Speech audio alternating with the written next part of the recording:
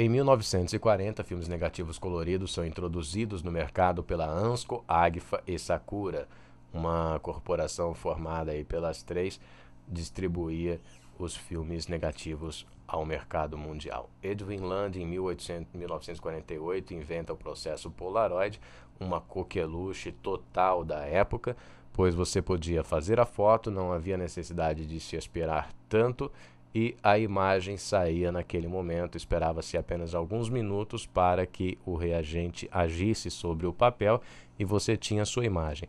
Um pouco apagada, às vezes com um pouco mais de tons de azul, enfim, dependendo do ambiente onde você estava, a tonalidade da foto também poderia ser alterada.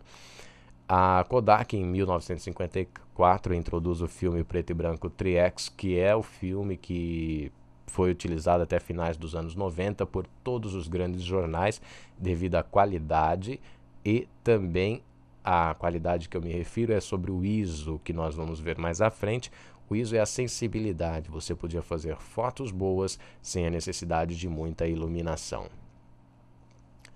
Em 1978, a Konica introduz a primeira câmera autofocus Konica, que recentemente foi comprada pela Sony, onde com a compra da Konica, a Sony entra no mercado de câmeras digitais profissionais reflex. Então a Konica em 78 introduz a primeira câmera autofocus. Começamos aqui a ter elementos eletrônicos nas câmeras fotográficas. Em 1984, a Canon apresenta a primeira câmera fotográfica eletrônica. Hoje você pega uma câmera digital, você vê o visorzinho lá que apresenta quantas poses você ainda pode pôr no cartão, que ISO está usando, que diafragma, que obturador você está usando. Tudo isso era possível você ver na câmera eletrônica que a Canon apresenta ao mercado em 1984. Câmera eletrônica que depois foi produzida por todas as outras marcas, pois era um elemento de extremo valor e importância para o fotógrafo. Em 1986, a Kodak anuncia o CCD para câmeras digitais de 1,4 megapixel. Então começamos aqui a história da câmera digital. A Kodak com o CCD, que é o que ainda se usa. Temos o CMOS, temos o Favion, mas ainda são componentes que precisam ser pesquisados, pois ainda são caros. O CMOS ainda consome muita energia, mas já são utilizados em algumas máquinas profissionais, independente do consumo alto ou do custo alto, porque o que se preza na fotografia profissional hoje em dia é a qualidade, e a qualidade não pode deixar a desejar, nem deixa, mesmo quando se refere ao CCD. Em 1987, a Fuji apresenta ao mercado o Quick Snap, a primeira câmera 35mm descartável. Câmera muito utilizada por turistas. Quando se viajava, muito mais barato que uma câmera era você comprar uma Quick Snap, você comprava a câmera, tirava as fotos, retornava ao local onde comprou, esse local abria a câmera em local apropriado, jogava-se a câmera fora e pegava o filme, fazia a revelação, te entregava o filme e a fotografia. 1988, Sony e Fuji anunciam as primeiras câmeras digitais. É lançado o PhotoMac, o primeiro programa de manipulação de imagens para computadores. Aqui nasce então o pai do conhecidíssimo Photoshop, produzido para o Mac, para os computadores da maçãzinha, porque à época apenas eles tinham condições de trabalhar imagens, pois o programa representava um peso, vamos dizer assim. Era extremamente pesado para o que tínhamos em PC até então. 1990, o Photoshop é criado na versão 1.0, mas lançado apenas para Macintosh. 92, a Leaf System lança os sistemas digitais para câmeras profissionais, e aí começamos a introduzir o que era digital, a era digital nas câmeras reflex. Então começamos aqui o sistema digital para câmeras profissionais. E tenta-se, a partir de então, introduzir por muito tempo a câmera digital nos grandes jornais. Tudo isso vai acontecer simplesmente aos finais dos anos 90, muitos anos de luta e de aprimoramento. 93, Adobe Photoshop passa a ser disponível para PC e começa aqui o aprimoramento constante do que hoje temos na versão 11 já Estamos em 2012, a versão 11 já é conhecida, o CS4.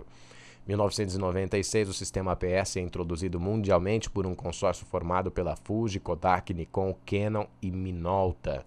Um sistema que visava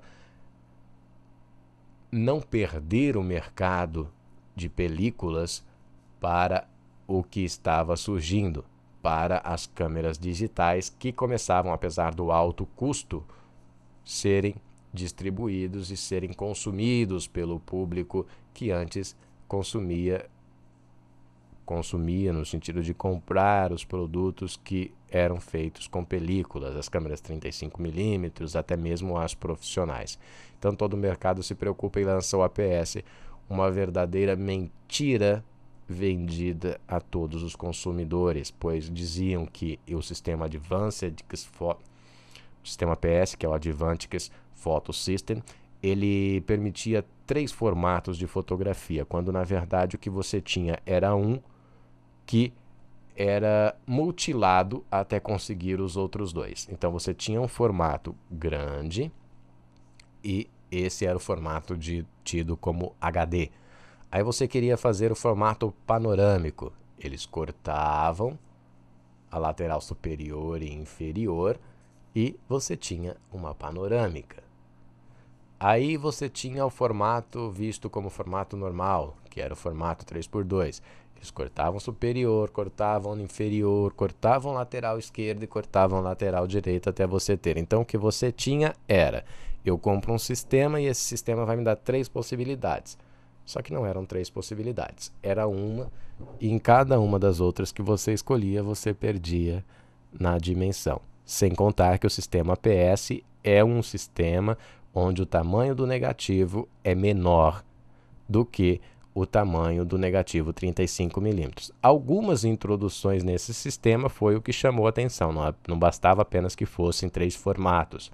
Aqui você tinha um negativo que não tinha contato com a mão, o que possibilitava um negativo sendo conservado por muito mais tempo, um negativo que produziria imagens com mais qualidade no sentido de não haver o contato, não teria risco no negativo, as imagens não teriam risco nem nada, mas infelizmente ou felizmente não deu muito certo porque a digital entrou, ficou mais barata e isso daqui era muito caro.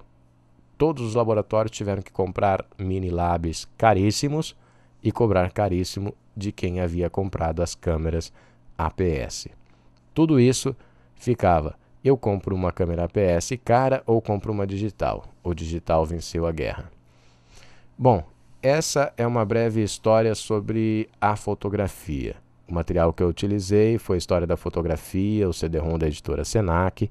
Tive também o apoio do livro Tudo sobre Fotografia, do Michel Busselli, da editora Pioneira, um livro fantástico e muito bem ilustrado, que todos devem ter o contato, assim como o CD-ROM da editora Senac, muito bem diagramado. Muito obrigado e até a próxima.